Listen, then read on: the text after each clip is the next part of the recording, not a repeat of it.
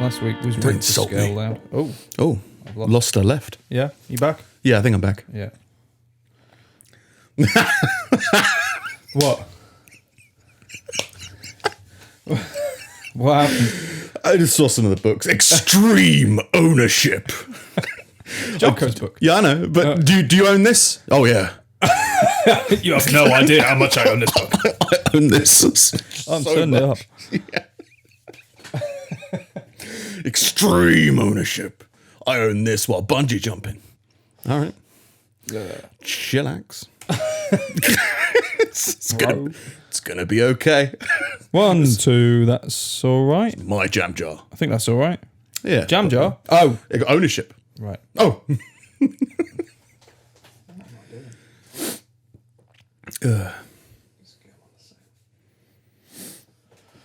Oh, thereabouts. Oh my god. Okay. No, it's What? probably fine. It's probably part of the gift, right? Your Swiss Army knife whittling book. Yeah, no, Okay. it was. It was part of the gift. That's fine. I can just imagine you go, well, I've got a knife now, but what will I whittle? No. I better buy the book. Part of the book. Part of the gift. It's part It's of the fine. gift. It makes sense. I've got extreme ownership, so I own this knife completely beyond belief. To be fair, to progress from last time, I'm comfortable carrying it around in my pocket now, but only in the house. Only in the house. Well, I looked it up, and it turns out it's fucking illegal. Probably, yeah. Like, you can't. It's got to be less than a 3-inch blade, and it can't lock. Well, that makes sense. I did think that was a bit weird that your knife locked. Yeah. Because that means you can stab people. But it's the law's weird because it's without good reason. But What, as in you can't carry it outside without good reason? yeah. Right, as in you're camping. That seems like I guess well I'm camping, so I need a knife, or like I mean, like this classes as like a multi-tool, so like I mean you could use that for a ton of things. Yeah. But I guess it's why have you got the knife? Yeah. Which is the question. And what if the reason you've got, they're like, that's not good enough. Well, then okay, I could post it home. I guess that's what you would do, right? Yeah. Can you post a knife? Probably not. But Not in like cellophane. Not without that's how they cellophane. got it to you. Yeah, but it was probably in a box or something, wasn't it? Like a It wasn't blister just pack. like a Yeah. knife. I read one of the reviews for this, and they were like, the knife's nice, but it came in a blister packet. Right? I didn't like the packaging. 3 stars. It came in a brown box. It lost 2 stars because because you had to wrap it. Like, Yeah. So I think we started, didn't we? Yeah. Intro. This is episode 209. yeah. I haven't watched last week's at all, actually. That's good. Yeah. It's always Gleaming good. Always good to have my review. work appreciated. Yeah. Didn't bother. First time in a while. But yeah, we're episode 209. We're on YouTube if you're just listening to us. If you want to pop on and give us a like and a subscribe. If you like the show. If you don't like the show, then leave us some hate mail. We'd be perfectly happy to receive that. Complain. Yeah, complain. We'd be Complain more to than happy. Ofcom. Complain to the UN, the World Health Organization or something. These pricks. Yeah. They're talking about the wrapping of penknives.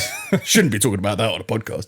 But yeah, if you do like the podcast, give us a like and a subscribe. It's always appreciated. We're trying to get our numbers up, so I'm going to try and do some promo soon. I think that's... Oh, we've got an Amazon banner. If you're going to shop at Amazon, anyway, if you go to our website, www.pullingteethpodcast.com, in the top right, there's an Amazon banner. If you click on that, that'll take you to Amazon. You do your shopping as normal. And if you buy anything, then we get a kickback. If you don't, screw you. There's no pressure, basically. It's a free way to support the podcast. If you've got, like, what the hell are they? Like, ad things disabled. Pop-up blockers, like ad I did. blockers. Yeah. It might not show up. If you've got an ad blocker, it might block the ad. Yeah. Which, as Steve learned. As I learnt and complained about. You know that my to fix phone, our website. You know my phone works. I'm declining myself the pleasure of advertisements, and I can't see the advertisements. Yeah, I think that's we're on social media at Pulling Teeth Pod on Twitter and Instagram, and Pulling Teeth Podcast on Facebook. We've got a Facebook group if you want to get in touch with us over there. Yeah. I think that's the intro. Yeah. So how are you, Steve? Diving into that right away. Yeah. Well, we were meant to record yesterday. Yeah. But we didn't. I called it off like 2 hours before while you were loving life. Oh, yeah. And then I was like 5-10 minutes away and I saw it. I was like, oh, okay. Yeah, I was like, why are you 10 minutes? Where are you going? I know we'll go into it later on, but where are you going? I've just been busy. I mean, like, okay, just location-wise. Where am I going? Well, I know where you've been going because you've been posting updates. But I've been being social media-esque. I didn't realise it was like 10 minutes away. Oh, no, not 10 minutes away from here. Right. But I read the message when I was about 10 minutes away. As in, I was on the M6. Oh. When I got the message. You were already on your way? Yeah. Shit. No, but I was on my way from there and it was all fine. Yeah. It was just, I just caught it when I was about 10 minutes away. I was like, right. okay, cool. Okay. I That's thought... all. It wasn't like I saw it at the... That's going to be really confusing to everybody. But yeah. All right. Yeah. So, okay. So, you called it off and the reason was because you've had some bad news and the funny was sucked out of you. Yeah. And it Which is fair enough. It wasn't anything like bad. It wasn't like, oh, somebody's died or like something like that. Or okay. It was like, so a couple of weeks ago. Sorry, already rubbing the smile away. Bad news is just funny to me. We just turn you down a bit. That big laughing comment. Something tragic happened to me. Yeah, sorry. Go on. It's not even tragic. It's just dumb. Like, even better. So a few weeks ago, we finally got to the point where it's like we're responsible and we really want it. Let's start looking into getting a dog. I was going to bring this up. Yeah, because you suggested things last week. Well, I did, but I was just. The dog died. No. We had our hearts set on a dog. We got there. It said, "Not you," and killed it. Okay. But apparently because of the whole fucking lockdown thing, and everybody's so fucking stupid, they're not like, oh, this is never gonna go back to the way it was. I'll commit myself to a 15-year relationship. So like, lots of people getting dogs because of lockdown. I'm all and like again, that's the thing. It's like I'm all for people like getting dogs, but then I also heard that like they've run some kind of poll like Dogs Trust have, and they've found that like 1 in 5 people that got dogs over lockdown are going to end up giving it up when they go because they're finding they're getting back to work and they don't actually have the time. It's like, did you not fucking realise that? Well, to be fair, I guess a lot of when you first get a dog, if you're getting a puppy, if you first get a dog anyway, but also if you're getting a puppy, there's like an intense couple of weeks that you have to be around. Yeah. So I can understand maybe that logic of being like, we'll get a dog now, well, I've got 3 weeks free. Yeah. And then when I go back to work, they'll be okay on their own in the house when I'm out. Yeah. So it could work out, but that's like a weird statistic about a lot of people, isn't it? They just don't keep their dogs. Well, it's people that get dogs like cats. Like, I can just leave it about. Yeah. Just take it out when I want to play with it and then just put it away when I'm done. Yeah. I don't understand a lot of people's behavior or ownership of dogs. Yeah. I mean, there's like dogs that run around rampant around my area. There's like every now and then there's these 2 dogs that are just out the house and just walking around the street on their own. And I'm just like, I could never do that. I'm too single father for that. Be like, no, you can't do that. No, you don't. And then there was another dog that just goes up to the dog park where I live by and just goes up on their own. But essentially, like, and it's like a river, and it's just like, and you just hear them in the distance calling it back. It's like there's part of it that's kind of cool to have a dog that can go out and do that, but it's just I would worry too much because the dog can just walk in the road, can just get lost, can just whatever. Yeah. So lots of people got weird attitudes. I don't trust people to train their dog well. But I know that it's possible to train dogs really well. So to the point where you can just have them off and they will just keep their eyes on you at all time and like not worry. But anyway, so like so the bad news. So So that was a few weeks ago, and I've been we decided because of what you were saying, like what you said, like there's that intense period of the puppy situation. It's like, well, we're not at a period where we've both got like the amount like the free time to keep our eyes on a dog at all times for like a month or 2 months or whatever it takes to kind of get that conditioning up and get the initial training in. And it's our first dog like together, not like with our own families and stuff. So let's just look into like a rescue. and kind of still like a young dog, like 1, 2, 3, 4 years old. Like, Yeah.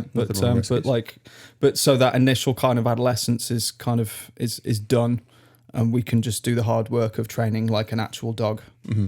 And the rescue attempt failed. It fell out the helicopter. Get it out of the gate. No. So like because so we went on that. I didn't realize how difficult it is to fucking get a rescue dog, like particularly at the minute that everything's so popular, and rightly so. Like the homes vet you and everything; they want to come out and make sure everything's fine. But right.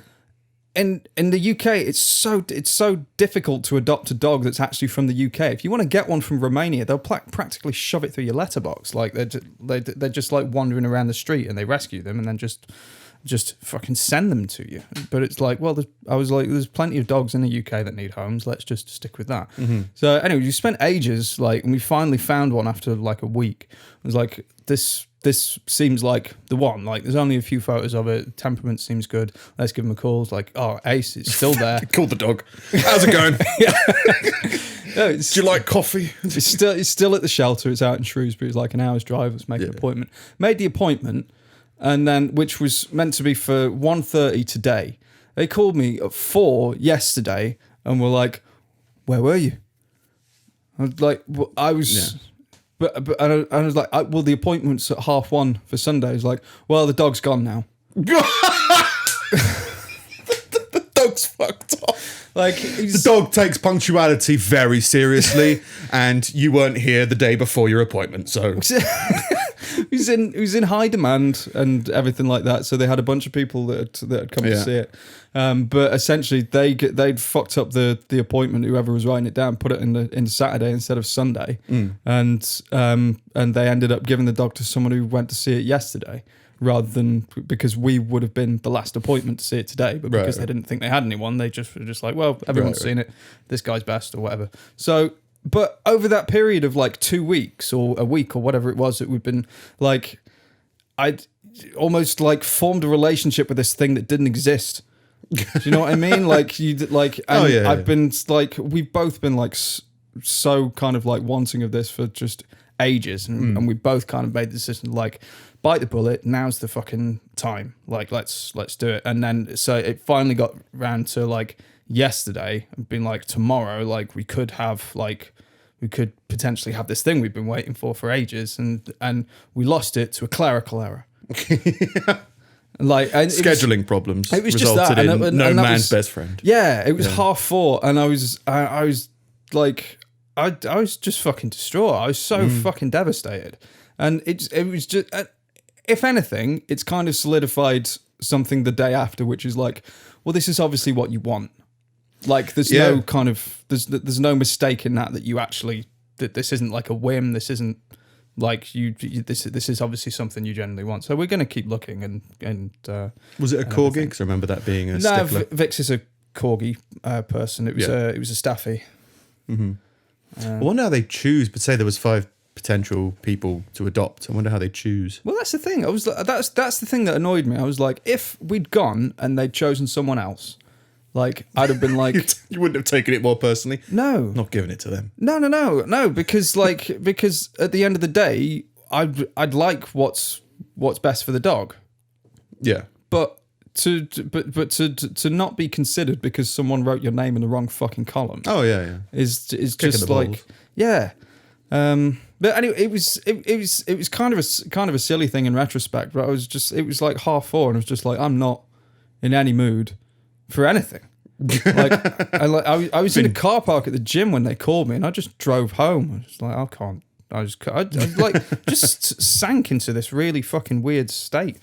Yeah. Well, it's so that the build up and then the delivery. Just sheer disappointment. But it's like, what's for you won't go past you, like that kind of thing. So just keep looking, find something else. Yeah.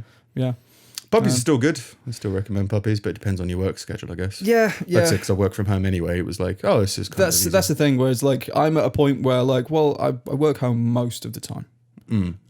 So like it's not there aren't really vast swathes of time when any dog would be left alone, and I can arrange it like whenever we do end up with one, that I will definitely have like a solid week or 2 weeks kind of uninterrupted. It's not even necessarily a safety thing, really. There's an element of it, but like the biggest thing for me was just you just didn't want to leave the puppy alone. Yeah, it was just like I remember we used to do like board game nights, and it's like I'd be like struggling to go to the pub, for a couple of hours and then come back. I was like, but Honey's at home, so yeah, but yeah, keep looking. I've always thought, yeah, it makes sense that you would get a dog. I'm surprised that you haven't gotten a dog. I'm surprised most people don't have dogs. But no, from what you said about being dog people anyway, and then you just like disagreed on the breed for a year or so ago. We never disagreed on the breed. But as in like, though Vicky really wanted a corgi. I know it's not like a sticking point. Yeah, no, it was just like, I assume that was the thing of like, we're not sure yet. So I was essentially like, I'll be happy with a dog. Yeah, like just whatever it is.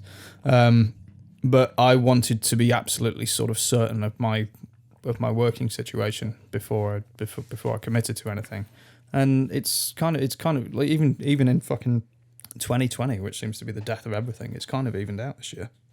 To the point where I was work-wise, to the point where I was just like, I think I'm ready now. Yeah. I got mine on a whim. Yeah, I got Honey on a complete whim. Yeah, I remember you were on a trip and you went down to see family, folks in London. Yeah, and I was just like, oh, you know what? It would be good to. I mean, there's a whole other list of things about why I got a dog, but there was just a realization of one day I was like, you know what? If I had a dog, I think it would be better. I'm a good place to have a dog now. And then it was like, just found some place, went there that evening, bought the dog, and brought her home. I was like, oh, that's quick. But that was from a breeder, so they just go like, if you want to buy the dog, you can buy the dog. It's not like they see 5 people. Yeah, it's just like we've got dogs. But they don't do like home checks or anything like that. Nothing. See, that's the thing. Like if you're I mean, they ask. They ask. But ask no one came around my house. Or anything. Like a lot of the homes, you can't live more than an hour away from the place you're adopting because they can't come and check out your house, or they can't get volunteers to come and check out your house. It's like, it's really stringent, and I get it. It's good for the dog, but it's like, it's not great for the dog if it means you've got more dogs locked up in cages when they could go to people. Well, I guess if you assume that the rescue dogs have been through some negative experiences, it makes sense that they need more checks to cope. And people doing fucking horrific, nefarious shit with dogs, like fighting them and whatever, are going to go to rescues first because it's cheaper. Right. Like they're not going to go to breeders and find, like, because they don't care about the dog. They don't care how good it is. They just shove it in the ring and place money on it. But what? Get out of that hole. Yeah. Dog fighting. Nothing, you know those sad dogs that keep on dying? Nothing funny about it. but yeah. All right. Well, that was yesterday anyway. Yeah. But getting dogs good. Yeah. No, we're looking around. Hopefully, like we'd like to like have one secured from somewhere before Christmas would be cool. Yeah. Like, so I mean, we've tried having my dog around for podcast. And I think my dog would be fine alone in the house, but I think, it's there was a part of me that was like, I shouldn't bring my dog around to Steve's house anymore, because Honey's been around like twice, I think. It's been like, she's been good, but she's an energetic dog, so she's like wanting to go out and do stuff, and it's like, if I brought Honey round here and we were up here, then I think Vix might feel obliged to be downstairs or whatever. And I will but then admit, it's like, if there was another dog, you were asking about us looking after her like a few months ago. I think before the whole lockdown thing kicked in, and like I was definitely hesitant as to whether I could look after a dog. Well, I don't know if look after a dog, but just kind of like control one that was that energetic. Like, I don't know. She's I mean, obviously I'm biased, but in terms of control, she's just energetic, and if you throw a ball, she'll chase it. Yeah, it's not like she chews stuff or jumps up on stuff as much. It's like she's just excitable. Yeah, and you've only seen her when like you first walk in the door, so it's like new person. And I've really and she's it's weird because she is always very energetic. I've always considered her to be quite jumpy, but she only jumps on furniture in your house. I think. Yeah. Like, I've never noticed whenever you've taken her out and around places. Like, I've never noticed her doing it anywhere else. So I guess that's like her. But this is okay. She goes on my furniture. Yeah. It's hers as well. So. Yeah. That's another thing, man. Like the whole fucking COVID thing is crap for this for rehoming animals because you can't have appointments. You can't, as in you can't just go to the pound and like check out all the dogs now. Like you have to. They post them on Facebook and you're like, oh, I like that one, and then you give them a call and they're like, well, you can come down at 2:30 on Wednesday. It's like, oh, okay, great. Yeah, it's like a window. Like you can't, you just can't visit. It's an absolute fucking nightmare. So like the dogs they just get in such high demand. Like they just get the actual centres are dealing with so many fucking messages and shit that they never had to deal with before because you can't just show up. But then hopefully that means more people are going there with the looking at specific dog. Yeah, maybe more adoptions. I don't know. Yeah. Don't know. Yeah, but yeah. You had cake like 2 weeks ago. All right. Yeah, and I just forgot to bring you things. Oh, birthday. Well, you didn't. You forgot to bring it up. Did you say? Bring things. I have things. You don't have to bring anything. I'm the present guy. I get presents for people. I thought I'd get you this. Felt like it was a bit of you. Oh, just throw it on the floor. All right. Jesus Christ. Love the wrapping. Yeah, it's perfect. All right. Oh no. Oh no. So you've not looked at it then? Nope. It's inside itself. It's got self-esteem issues. I can't get it out. I'm pretty sure it is what I think it is. It's a hoodie. It's a hoodie with a fucking kiwi on it.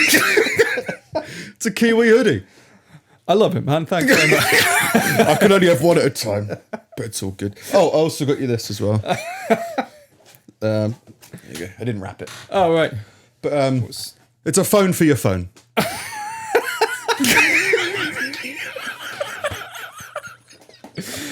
Oh, God. So, if you want to answer the phone retro style while having a gooseneck coffee. Thing. I think they said you're allowed handsets like this because in the car, like Bluetooth wise, because you can put it between. So technically, it's still hands free. Yeah, fair enough. Brilliant. But yeah, so you got to charge it as well as charging your phone, then if you have a call, you're going to boop and go, hello. That's my office phone. I'm definitely using that.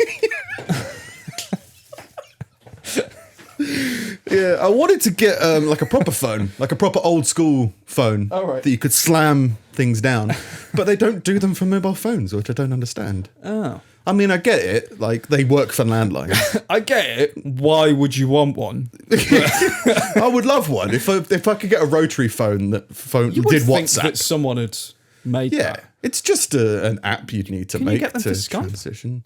To plug in, like USB? No. Well, not that I could find, anyway. I didn't look very hard, but...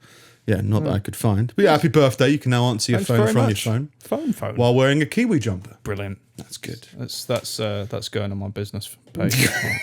Front page. Something Kiwi funny. Jumper, phone. Hello. Profile picture. Yeah. So it's made me laugh. So happy birthday. Thanks very much. I was waiting in the post for stuff. Yeah. There was going to be some other things going on, but I might just postpone it. But yeah, I thought 2 weeks late is probably better than 4 weeks late. Other than that, I've been doing social media. Yeah. Which is very, very weird. As weird as I thought it would be. The social media doesn't seem like the big thing you're doing to me. Oh, I'm doing I've called it Objective October. Yeah. Which is, I've got a bunch of objectives that I want to maintain throughout the month. And then idea is to keep it on. Kind of like Sober October, but I don't really drink and I'm still drinking wine. So it's like, there's a bunch of different objectives. Simple one is reducing my sugar intake. So I'm not drinking fizzy drinks. Instead of 8? Yeah. That's great. No, but I'm not drinking fizzy drinks is the big one, which is like a That's big always one been a thing for you. Yeah, and to put that into perspective, my average is about 12 litres a day. Fucking hell. And it got to a point very recently. Diet or like... Yeah, diet. But just still. Yeah, just 12 litres. And again, it's not necessarily the sugar content. It's just I would just drink that much. And the main problem with that was I would wake up 4 or 5 times a night to get up to piss. Because I've got 12 litres of liquid. So it's like, I need to cut that down. And interestingly enough, I've started logging that, actually. Yeah. And I mean, you said once that you drink 1 cup of something a day. Like, you don't drink very much, right? I'll drink, say, 4 coffees a day, and maybe it depends. Like, it depends on the time of year, to be honest. Like, if it's particularly, like, say 5 cups of something a day on average. Yeah, five or six. Yeah. So I've got them down as 330 milliliters, right? Yeah. So that's just under 2 liters. If you're having like 6. Yeah. Still seems very low. My average is 5.5 liters. Yeah. And that's just water, maybe tea, maybe a glass of milk, some sparkling water. I have orange juice every morning because that's just like, I'll have some orange, so have some sugar to have to wake up to, and a glass of wine or something. But yeah, on average at the moment, I'm like 3 days in, it's like 5 to 6 liters, which I think is, and that's me stopping drinking. That's me like, I'm not going to drink water. Yeah. So like, yeah, it's still quite weird. But I am pissing less because I'm drinking less. That's good. So see how it goes. Yeah. One of the objectives is reduce the type of drink more water instead of anything else. Basically, a bit of wine, bit of orange juice, bit of milk, but less cans of drinks and sugary drinks. The other objective is food. I'm going to try and. I know you strike me as the type of person who takes photos of food in the past. At some point in your life, you've social media'd food. I probably have a few times. It's the weirdest thing in the world to me. Yeah. It's so strange. Yeah, I've never gone hardcore with it. No. I know people where it's like, it's everything they post. It's like, if I've got something particularly... Yeah. Oh, that's interesting. Like, it's an interesting photo. Yeah, food, I guess. Maybe, but But it's so strange. As in, I'm cooking food and I'm like... Right, but I have to regularly force myself to be like, right, you should take a photo of this for some reason. Take a photo and put it on. Crap at that for work as well, like business stuff. But where it's like... Your job is to photograph everything. I just don't photo things. I don't know. No, but like posting like business updates, like behind the scenes. Crap, absolutely crap. Well, that's the main reason I'm doing the social media side of things, is because I'd like to do it more with the podcast, but I just don't do social media at all. Yeah. So now I'm like, well, if I get into the routine of social media posting every day, then I can start getting to the routine of like, okay, it's a daily ritual of checking this, checking that, posting that. So that's the main reason I'm doing that. But it's so weird. Yeah. And the people's reactions to it, I know, because I'm doing an exercise thing as well. People like being supportive. And these are like, like friends that I haven't seen for a while. It's like kind of a passive socializing with people. They're like, I'll leave a comment because I know that guy. And go for it, whatever it is. But it's weird that the most reactions I get is from pictures of food so far. It's just like, food. Yeah. But I guess it's people who use social media all the time, so they're used to liking loads of things. Like I know I've seen people on Instagram, they're like swiping through, they're like double tap, see something, double tap. So and I think that's isn't it? I've never done it like that. But there's like so people who use social media a lot, like a lot of social media things, I guess. But it is weird. I'm just like, half of Instagram is food. Yeah. But the other reason I'm doing social media is partly to keep myself accountable. But I've done all this before. It's the kind of thing I feel like I'm cheating a little bit, because it's like I've done exercise and food before, and I've done it for years. So this is second nature to me. It's just, hey, I'm doing it again. Cool. Yeah. And it's just a bit of trying to. It's fair enough to have been like, well, yeah, I've done it before, but you have unsuccessfully tried to pick up the habit again since you dropped it. Kind of. But there was different rationalizations behind it. I think this is my first time that I'm properly getting back into exercise, and the weird reason was, I've had some weird body issues. Like I said before, like arthritis, gouty kind of symptoms. So like if I tap my shin or I move my shin a little bit, skin over my shin, I get agonizing, funny bone pain. which is really weird. I'm looking into it with stuff, but last week I woke up with my back in like loads of pain in terms of like I'd pulled it or something like that. Muscle or... Yeah, but like a lot of muscle. Like I was sleeping dodgily, I think, in retrospect. But yeah, it woke me up, and for like a couple of hours with like deep heat and ice and paracetamol and stuff like that, wouldn't go away, and I was nauseous. And I was like, well, I've had a random abdominal pain a month ago. Is there something similar? But it's in my back, so there's lots of weird things. And my solution then was, hey, if you go swimming, that'll at least stretch that muscle a little bit. Yeah. And that'll relieve some of that. So I did that, and it was like, if I'm at a point where I'm waking up in agonizing pain because of lack of activity, I should probably start some activity. Yeah. So I think that was the straw that broke my back, I guess, was the back breaking. But you're stuff. not like sedentary. Like you do like long walks with your dog a few times a day. Yeah, but it's working at home. Yeah. And I think I've just got so much. I'm not. This isn't a boast, but I think I've just got a lot of energy, both mental and physical, that just needs to be expelled somehow. Yeah. And if I don't do physical activity, then it just festers. It gets a bit weird. So I got rid of that. And yeah, I've been doing swimming every day is the other thing, because that's just mental health wise mainly, and just physical activity. Yeah, if you swim I do like an hour every day, and it's like, hey, it gets your brain in the right moment. The first time I did it, man, it was great. Like, I think I've never really pushed swimming, as in pushed it as an exercise. It's been more of a relaxation, chilling kind of thing. That'd be quite nice to. Yeah, but I've decided now with this one, we're like, I've never pushed swimming. I've pushed cardio a little bit in the past, but I've never pushed swimming. So I've been like, I'm going to push swimming, which means like going until you fail. And then going through it. And the first day I did that was like, I had such a testosterone boost. It was insane. Very unexpected. I was just like, because I got to that point of I broke through the mental barrier that you always break through in physical fitness of like, I should stop now. And you go, no, just power through. Yeah. And that discipline triggered a lot of signals in my brain, I think. Yeah. And I was just like, fuck, yeah, this is great. So I've been doing that every day, which is nice. I was going to ask, but we are slipping into we are. Like, gym talk. Oh, you're not going to talk about the gym, are you? Yeah. I don't like it when we talk about the gym. Right. So, like you said, you're on about like pushing swimming to failure. I have real trouble with it because before I get tired, I lose my form. Is that what you mean by failure? You lose your form as in the strokes you're doing. I go out of sync with myself, and like I'm not necessarily like completely knackered, but like I'm just not sort of like propelling myself well enough. Like I get like a weird kind of like brain fart with it all before I get exhausted. Before I get to like I don't get to the point where I'm just like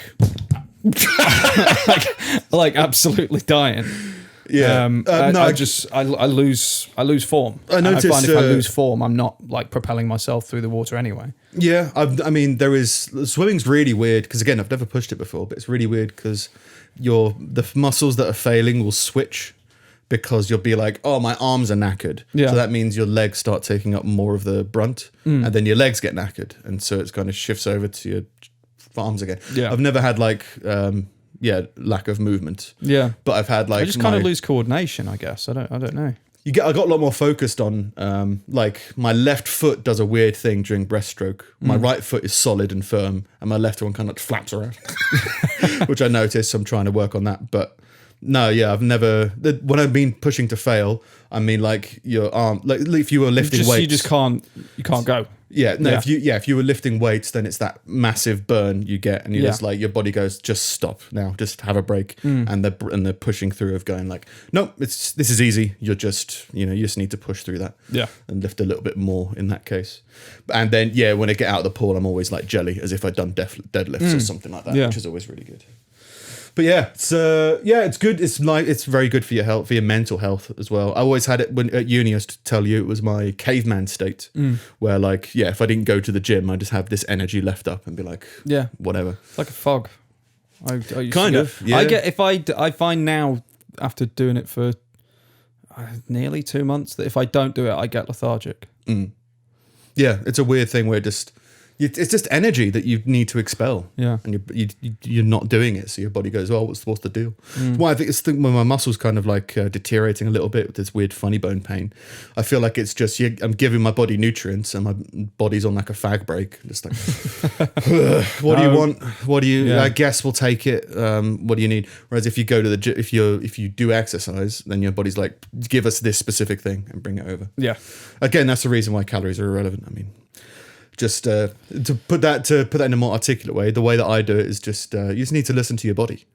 So I've got experience of listening to my body, so I think it's different. But if you do exercise, you're not going. I've never craved ice cream after exercise. No. You know what I mean? Like there is a sort of a.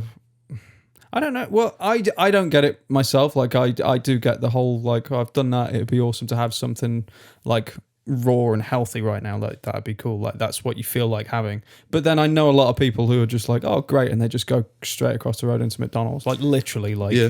But I think they're just not pushing themselves. They're just doing it as a casual thing, which is great. Yeah. But if you push yourself, then that means your body is like demanding. It's pregnancy cravings at the end of the day. Like, no, I need stew. I need beef. I need this. I need that. And anything else is like, this is why are you eating this? You don't need this. But it just depends how much you push yourself, I guess. Yeah. But yeah, just listen to your body. I guess that's the best way to put it. And then everything else comes into shape. If you're hungry, eat food. Yeah. I just simplify it a little bit more, I guess. Yeah. Social media posting, swimming, all that stuff. Oh yeah, because it's Objective October. I did put out to see if anybody suggested any other objectives. Would you have any suggestions? Nope. We had a few. Get a dog. I did have a few suggestions. Do the splits. I'm not going to do the splits. In a month? Yeah. I'd be up for flexibility, stretching. I have trouble walking. Yeah, I'm in agonising pain. No, but like I could maybe do this. I could look into flexibility. That was one thing, but it's just time. I was trying to find a way to incorporate that, and I was just like, I know it's good for me, and I know I should, but I don't have the interest to keep this up. Stretching. Yeah. I do, because again,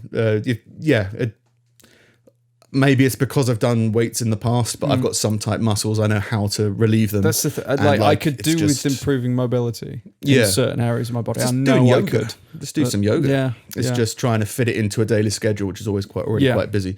Do a Tough Mudder. I've already done that. Yeah. And again, maybe, but COVID. I don't think shit like that's going on at the minute. I mean, they cancelled the marathon, didn't they? I don't know. Don't run away from it. Yeah. You can't escape. Run a marathon. That's the same thing as that. Why won't you return my calls? Melissa has been missing since January, and you were the last person to see her by that quarry. I don't know what that is.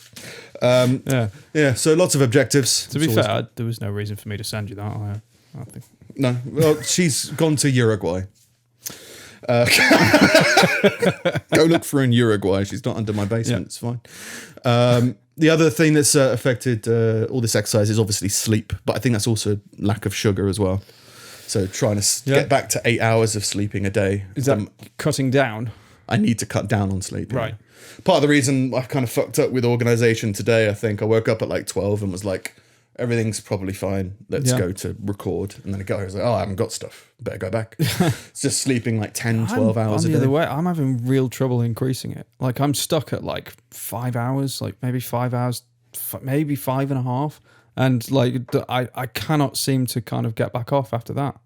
And like I know I need more. And like because I am getting tired throughout the day. Like I know that, but I just can't, I don't know. I'm a bit stuck with it. I mean, I know people who do sleep less, and it's not necessarily a bad thing. I'm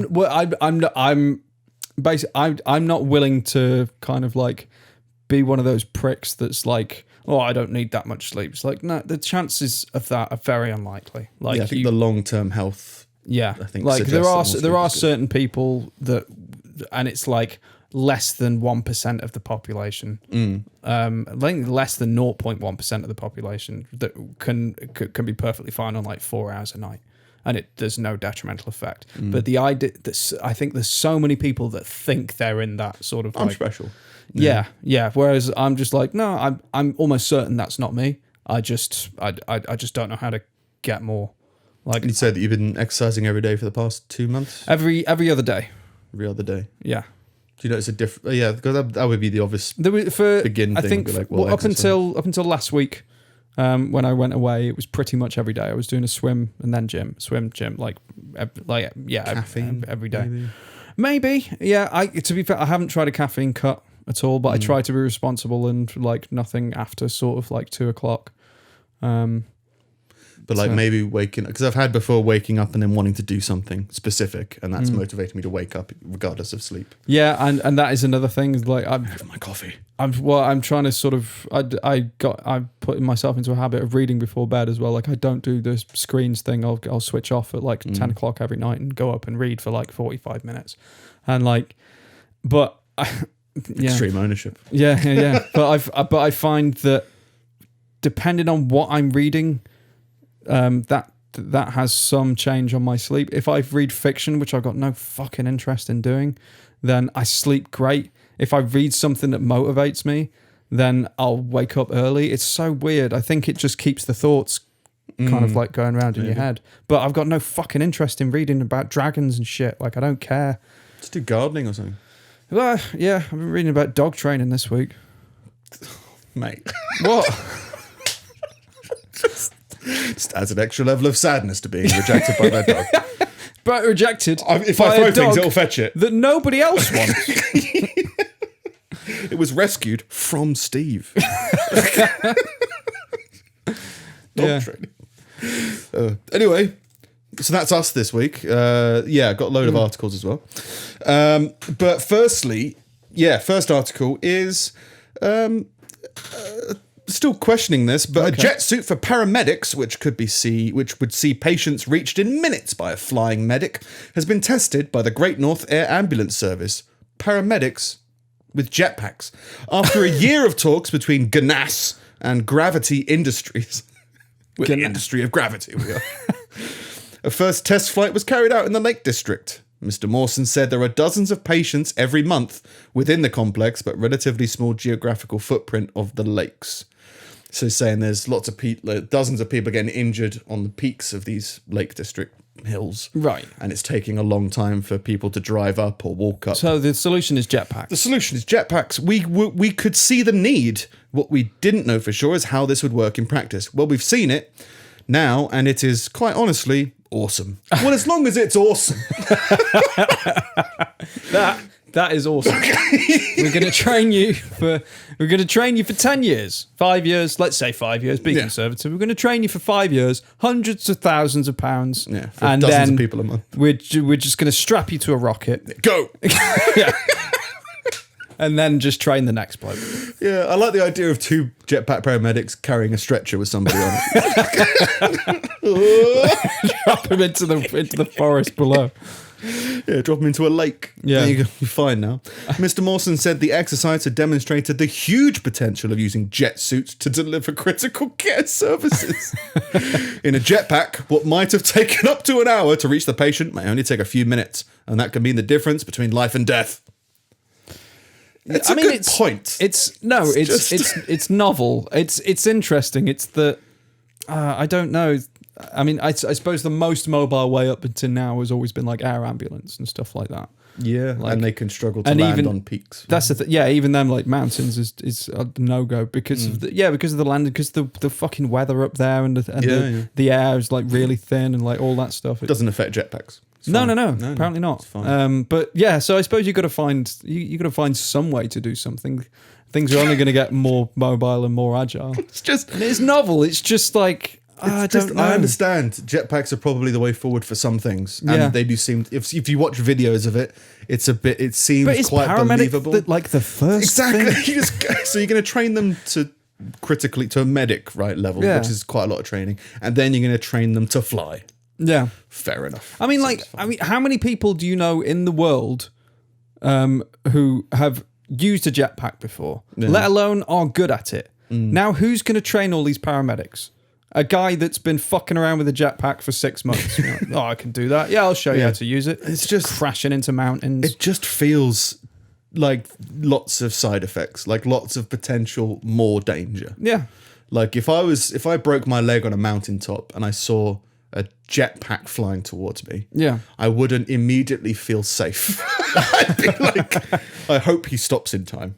Yeah. Or she stops in And time. how do you save the guy with the jetpack? Like the guy Send with another the jetpack. bigger jetpack? It's like when you go down a motorway and you see like an Arctic on the back of another truck. Like Yeah, that's yeah. broken down or something. Like this is getting out of hand.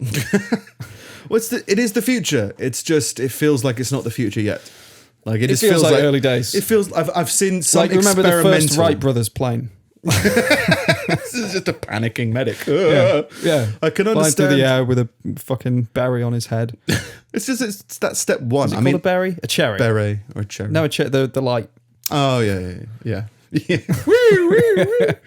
couldn't have, if we put the actual siren on, it'd be too much weight. So he's just got to make the noise. Just deafen the guy for the person flying it. Yeah. No, but I've seen it. The thing is, I've seen it before. It just feels like this is quite a step forward and quite a very specific for the Lake District kind of deal. Yeah. And I get it. It makes more sense in national parky areas that are difficult to get. Yeah. Like the Peak District has more peaks, I'm assuming. I'm so maybe you surprised could they do allow there. it in the Lake District, to be fair. Like, they're very stringent with the kind of, like, architectural and all of the weird rules and stuff. Like, oh, don't pick up that rock. You'll destroy the ecology. Yeah, this is a historical landmark. The jetpacking. Good old jetpack doctors. That's not in keeping with the surroundings. Yeah. But yeah, it's the future. It just feels like it's a bit, I don't know. If it all goes well, brilliant. It just feels like, it doesn't feel like it's real. It feels like it's a brass eye thing. You know what I mean? Yeah, It yeah. feels dodgy. It is a bit weird. But yeah, we do have a sponsor. Oh. It's Time for me to read. Yeah, you got to learn how to read. Number one. Say these things. Number one. So straight into the camera. 3, 2. All right. Do you like lakes? Do you love Paramedic 911? 9/11. Oh, is it really? Paramedic 9/11. All right. 9/11. Yeah. Do you love Paramedic 911? Yeah. Then we've got the district for you.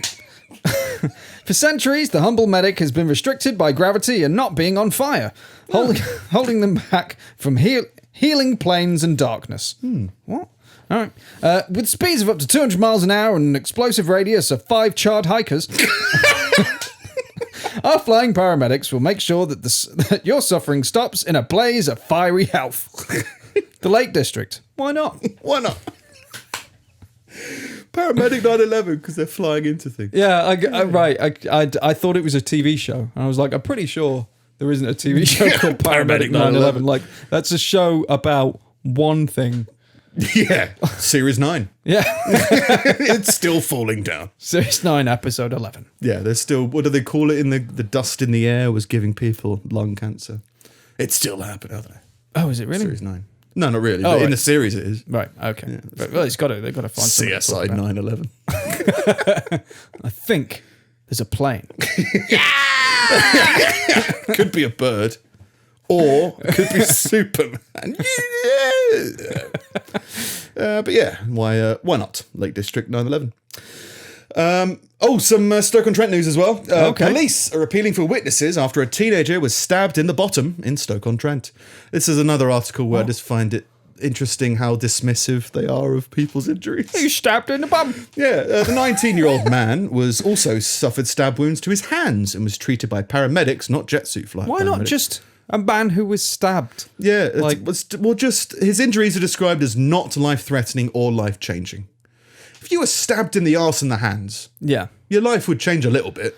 Well, even then, it's Stabbed like, in the hands. you're saying, like, you can't say it's not life changing. Like Yeah. the things that happen, but like even if it's like, oh no, he'll make a full recovery. Like, yeah, physically, but the things that happen to people mentally when they're attacked are like, it's a different thing. You Stabbed get in the PTSD. Well, just, it wasn't cut in. He wasn't cut on the hands. He was stabbed in the hands. He Yeah. had stab wounds, which I'm assuming isn't slice. Yeah. I don't know why I'm assuming that, but I think you have cut wounds or something like that. But if you were stabbed through the hand, that's a pretty. It just feels weird that they're going like, it's not life threatening or life changing. I get that they're trying to soothe people's concern. He's going to be fine, but just saying that it wasn't that bad. It's like, well, you get stabbed in the arse and the hands. Yeah. All right, well, I guess it's not that bad. Yeah, let's do it for Christmas. No, it's like it's pretty intense. Just don't do that. Yeah, people. That's nothing. It's Yeah. fine. It's only his arse. If you were stabbed and then you read that in the paper, it's not that big a deal. I guess it's not that big a deal. guess I just bleed out, right? Yeah. I mean, I'm right here. Just, I like knives. I got a pocket knife. It fell off, bounced, and hit me in the arse and the hand. Whatever the deal. Couldn't lock. In other news, Greggs has warned that trading will remain below normal for the foreseeable future. No shit. Yeah. In other news, I love that was a national headline. I think that was Sky News. Yeah, Sky News. Greggs is not doing great during this whole thing. Is anybody? Yeah, it's like everybody's, all the retailers are a bit screwed. Yeah, they're suffering a 25% below last year. So everyone wants to know that. I'll see if there was anything else funny in that. I don't think there was. It was just, Greggs is in the news.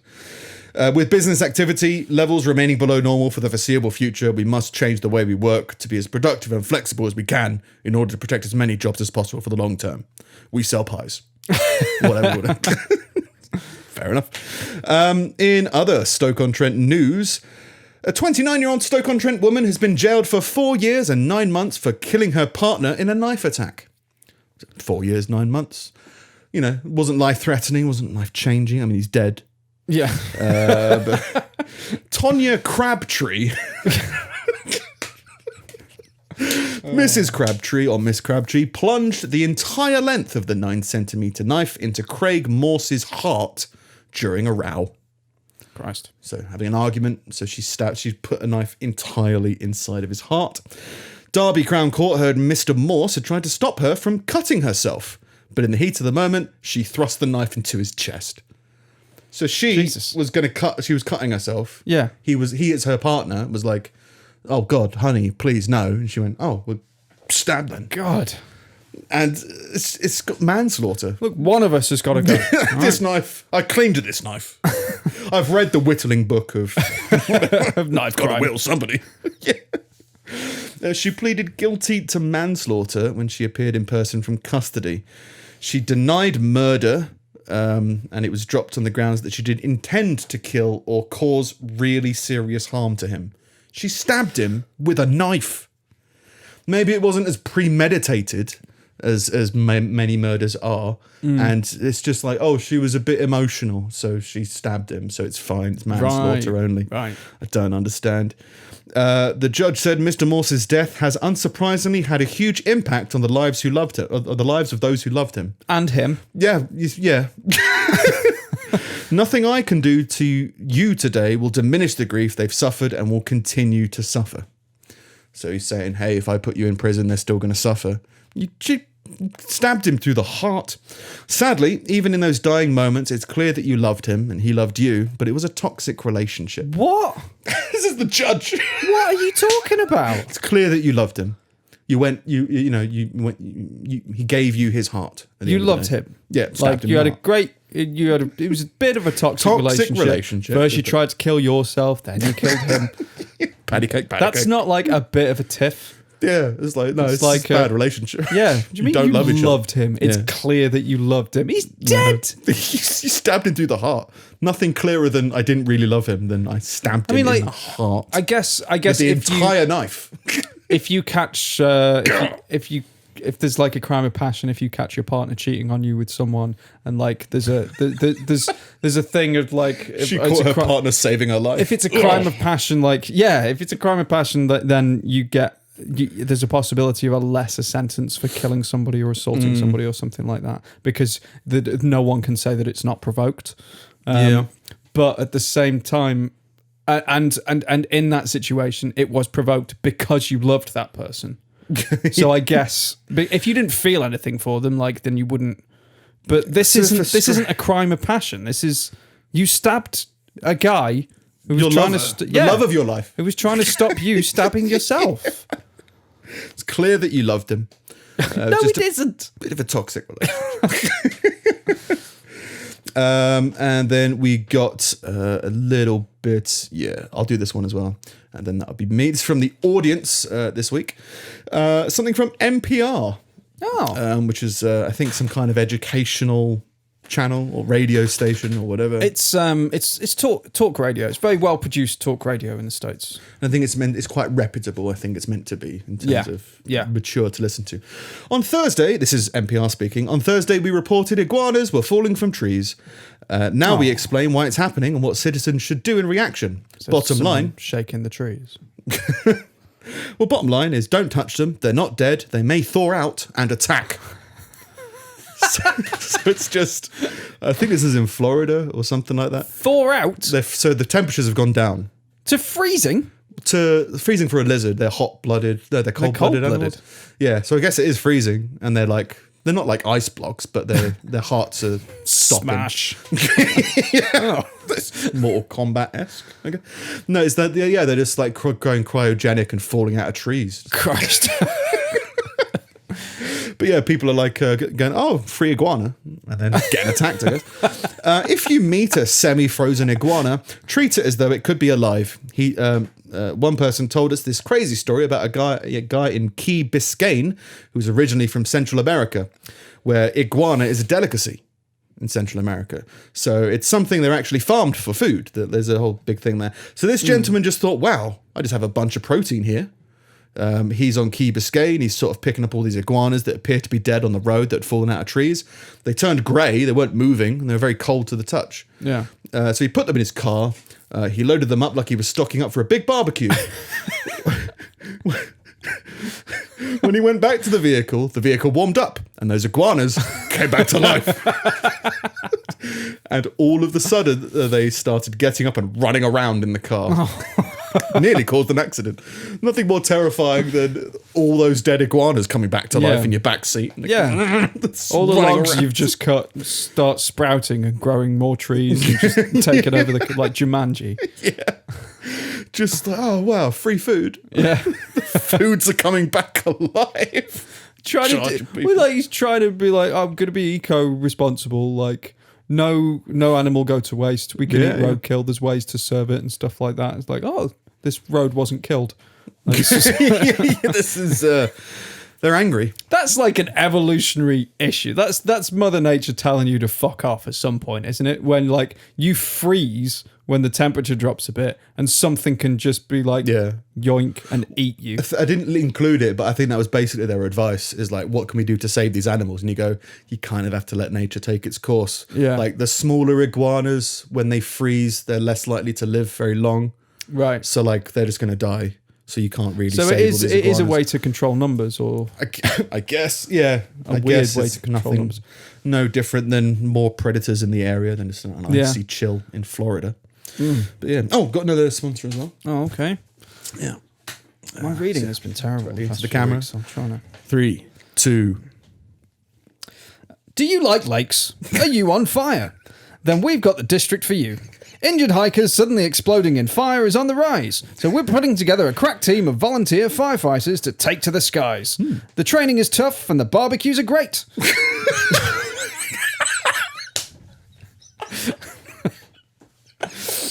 Our brave responders will fly directly into the fire tornado armed with a bucket of water and a backpack filled with jet fuel as fast as you can say, oh God, please no. The Lake District. Why?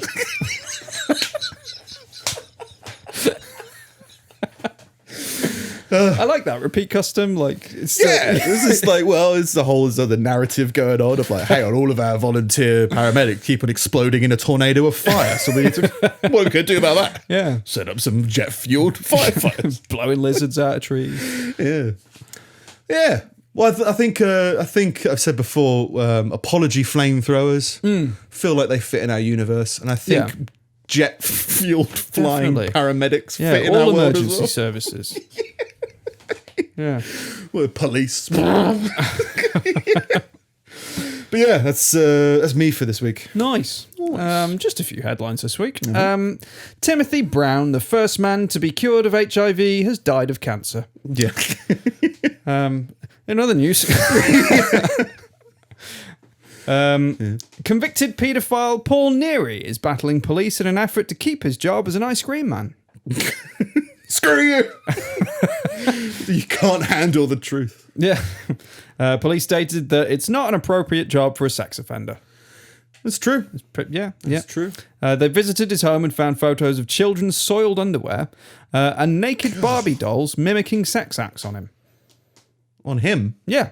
So, like, there was no pictures of naked children. That he hasn't been convicted or anything like that. So, like, what he's got is essentially...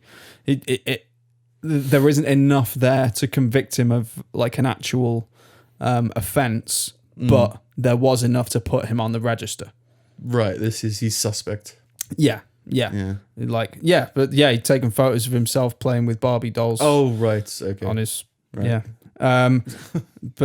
So as a result, as well as banning him from being an ice cream vendor, they also want to ban him from owning girly toys. Well, he's got the girly toys, he's putting them on his knob. No. He should be putting manly toys on his knob. You get Action Man. Oh, all right. LGBT. Captain Scarlet. Captain Scarlet wasn't a masculine toy. I don't think Thunderbirds were, but again, you're not masculine toys when you're a kid. There's boy toys, I guess. Yeah, but not masculine. Anything toys. that shoots and kills people, anything you build stuff with. But even then, I think the building stuff it's maybe mostly aimed at boys. But like I know lots of girls that had Lego and stuff like that. They definitely had feminine sets. Like, oh, mine's a stable with horses in it and shit. Yeah, I like paratroopers. Never had a good one though.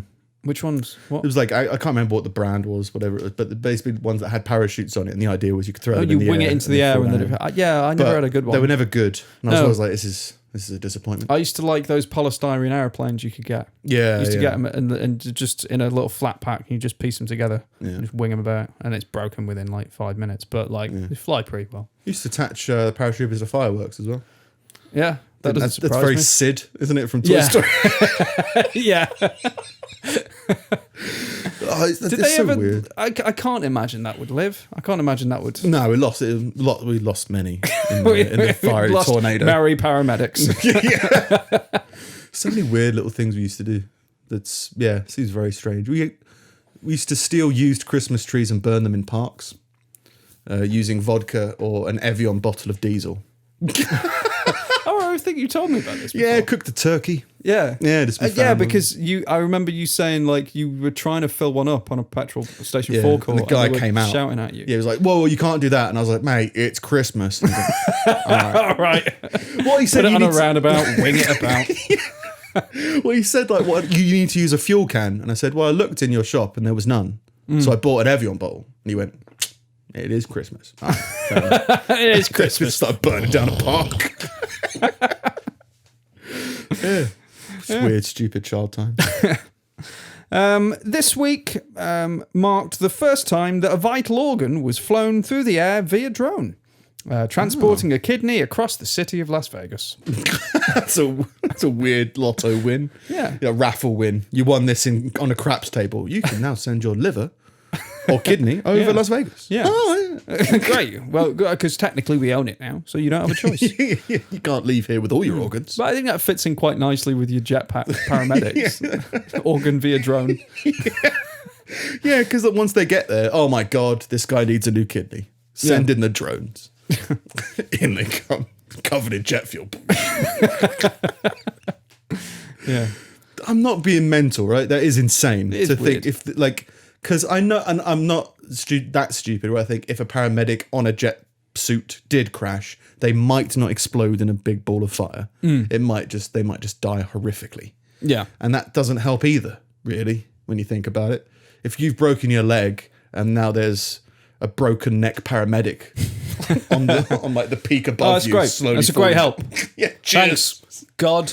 Yeah. And it's just don't break your leg up there, please. Yeah. Why don't you just solve that issue?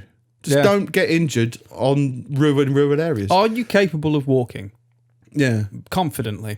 Well, if not, get off the mountain. I understand, footfalls and all that kind of stuff, and accidents will happen. But the more you secure that kind of thing, the less you'll need paramedics on fire. Paramedic 9/11. Yeah. I think we both always do err on the side of just people are stupid. Accidents will happen, but mostly it's because people are stupid. Yeah, and if accidents do happen, then that means that jet suit paramedics accidents will happen. Yeah. And that's because they're people more too. horrific. Yeah. Do it with robots. At least then you're not losing the paramedic. Yeah. Yeah, we lost a robot. Okay, we'll build another one. Yeah. Yeah. Yeah. I mean, like, that's the thing. Like, the drone organ thing, that makes sense to me. Like, it's like particularly somewhere like Vegas or LA or something where, like, the road is horrific. You're trying to get a vital thing from one side of the city to the other. Drones, that makes sense. Yeah. Yeah. It's strange. We are leaning more and more towards Judge Dredd. It is there is some Black Mirror shit going on. Well, that's what I think about, not to go into it too much, but this whole thing about the pandemic is the only way they're going to... I think the only way they can now move forward with this is to start mandatory testing everyone, and anyone who tests positive is sent to the sector.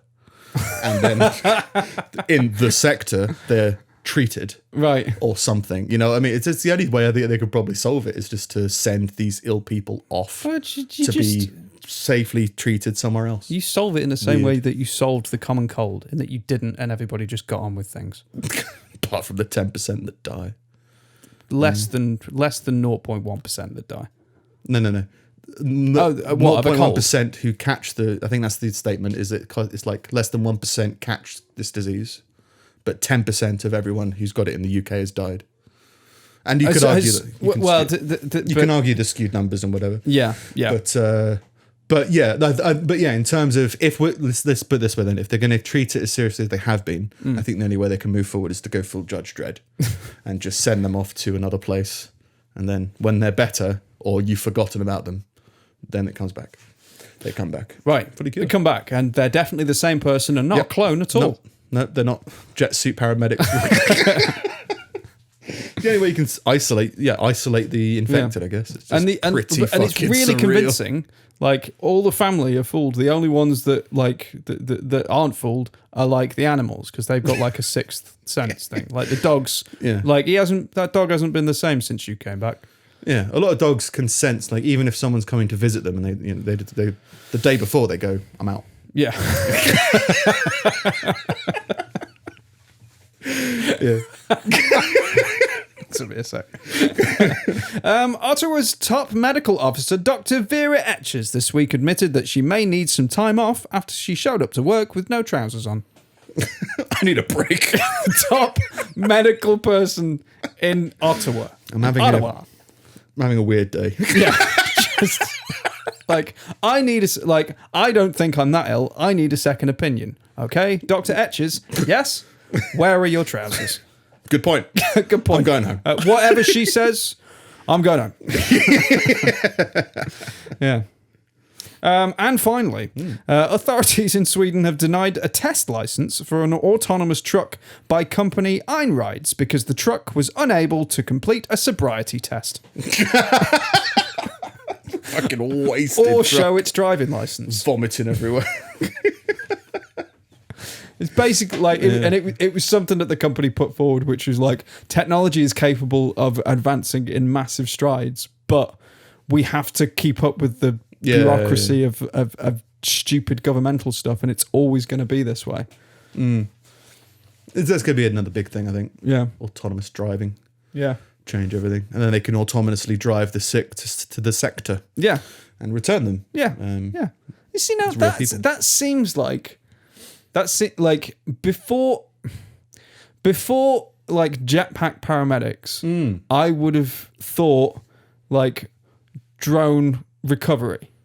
So for something to get in, pick the patient up and get them out, rather than getting someone there to treat them. Yeah.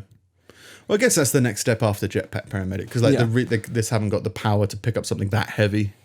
And you're not meant to move the body. Sometimes it needs to be treated. Yeah, I guess if it's like back trouble. But you would expect, I mean, there's like robots that can defuse bombs. Why can't they heal people?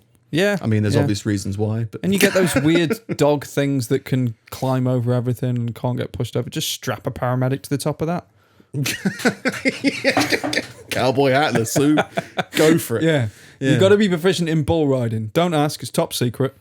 But well, the thing, if it works out fine, then it does change the world, because then everyone can use them in whatever reasons. You just go, I think there's like a 10% chance it'll be fine. Yeah. And it would make every kid want to be a paramedic.